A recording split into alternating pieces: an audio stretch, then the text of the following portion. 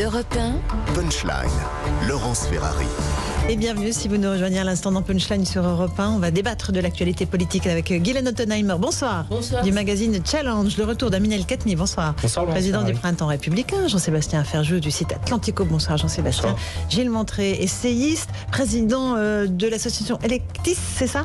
Oui, et auteur de ce livre Demain, rendons le vote aux citoyens, si j'ai tout bien compris. Merci. Allez, l'actualité. D'abord, peut-être, on va parler d'Emmanuel Macron. Il s'est rendu en fin d'après-midi à son QG pour remercier les militants qui ont mené la campagne. Jacques Serret pour Europe 1 est sur place. Qu'a-t-il dit exactement à ses équipes, mon cher Jacques ?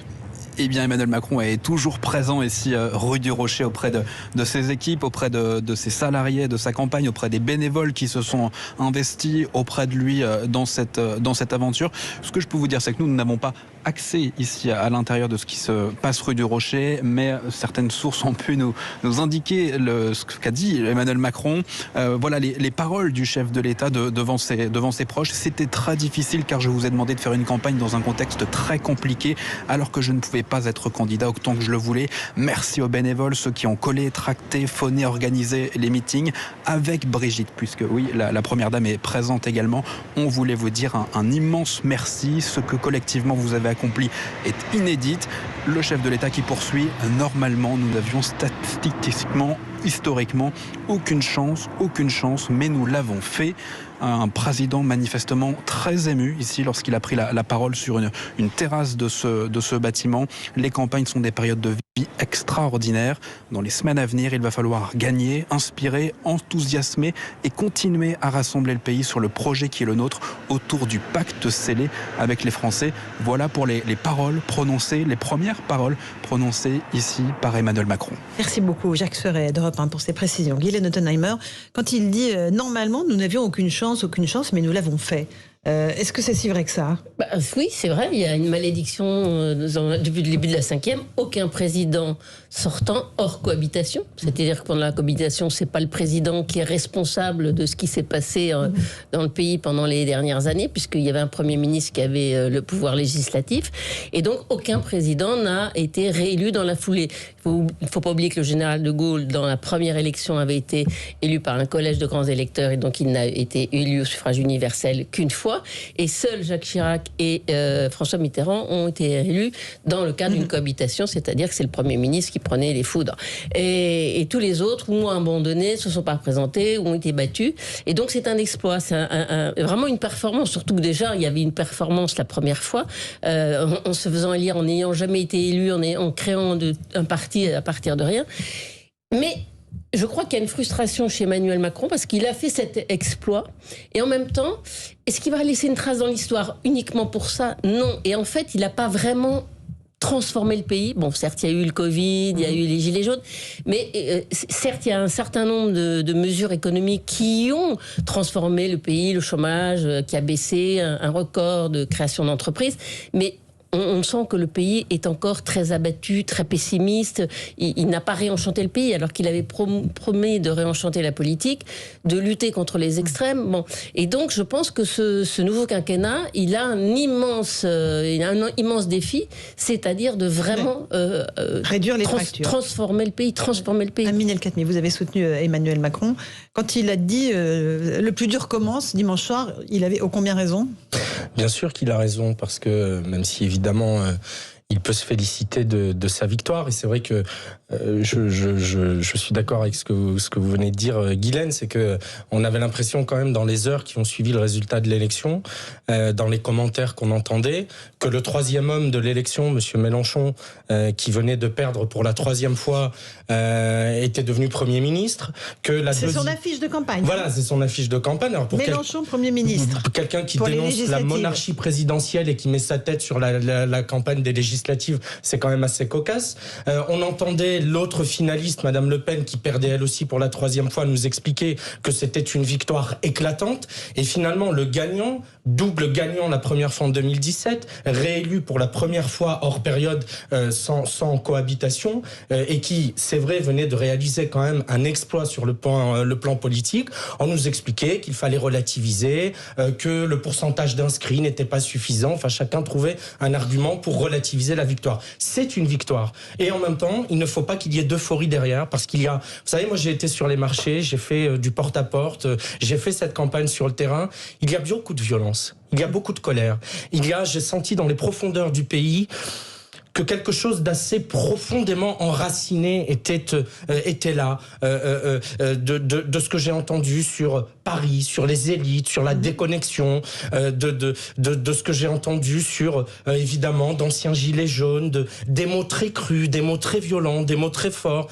Et donc oui, on peut se féliciter d'une victoire, et en même temps, il faut qu'elle appelle un peu d'humilité et de responsabilité, parce que je crois que dans les 5 prochaines années, on va face à des moments qui seront sans doute assez difficiles. Des moments de crise, un président de crise, Jean-Sébastien Ferjou ?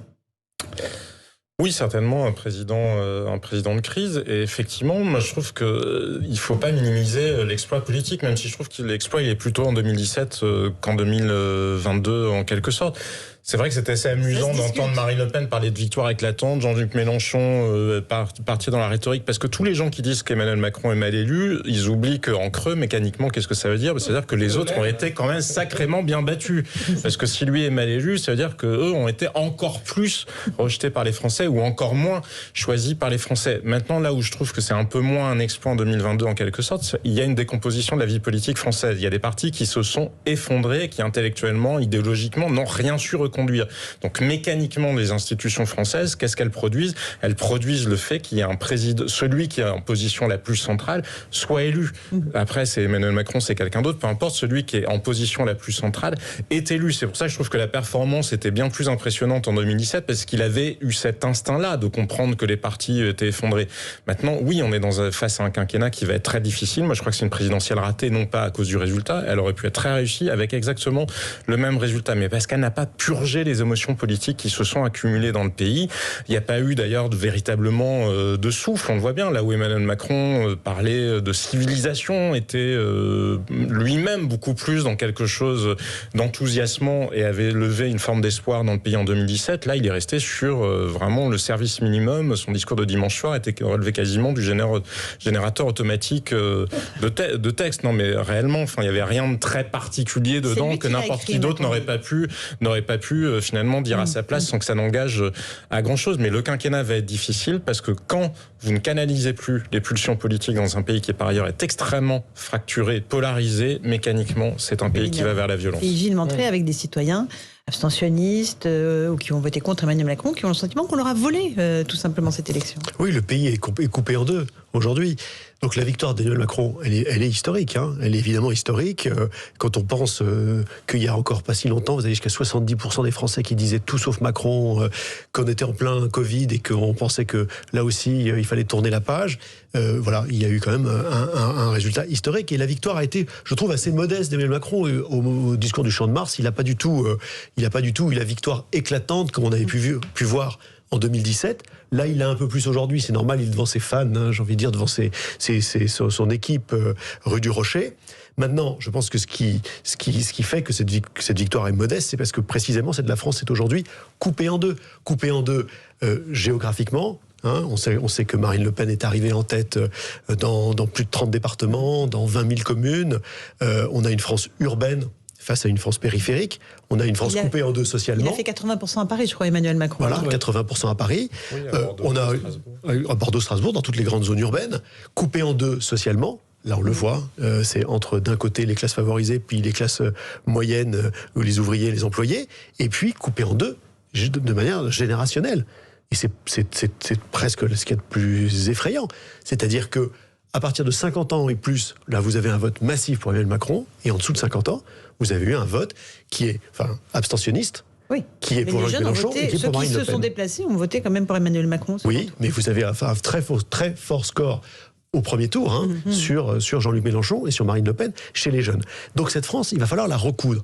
Et moi, je suis d'accord avec l'idée qu'il y a, je pense, une frustration d'Emmanuel Macron par rapport à son premier mandat. Et là, il voudra entrer dans l'histoire par autre chose que cette fait réélire.